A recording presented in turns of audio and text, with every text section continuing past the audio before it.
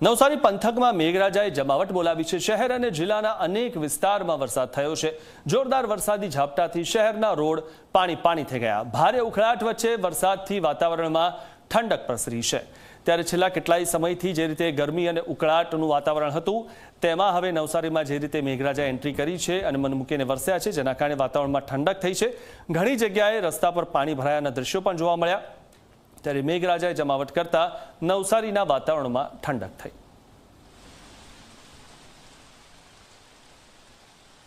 નવસારી જિલ્લામાં કાગડોળે જેની રાહ જોવાતી હતી એ મેઘો ધમાકેદાર પધરામણી કરી ચૂક્યો છે।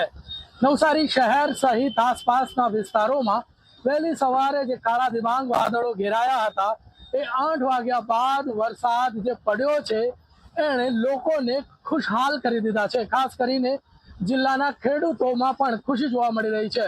મહત્વની વાત કરવામાં આવે તો નવસારી તાલુકામાં સવારથી લઈને 10 વાગ્યા સુધીમાં 1 ઇંચ જેટલો વરસાદ વરસ્યો છે અને તેના કારણે શહેરના ઘણા વિસ્તારોમાં જે રસ્તાઓ છે એ પાણી થઈ ગયા છે, પાણી થયા છે, રસ્તાઓ પર પાણી ભરાયા છે।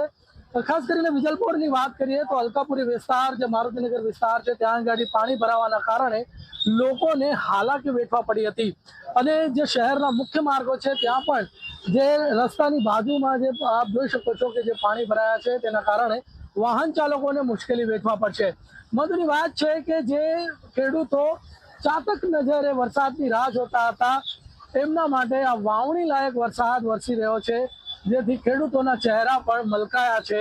મહત્વની વાત કરીએ તો નવસારીમાં ડાંગરનો પાક છે અને ડાંગરના પાકમાં ધરું તૈયાર થયું હતું અને આ ધરું જો વધારે મોટું થાય તો મુશ્કેલી સર્જાય, ઉત્પાદનમાં પણ અસર પડે।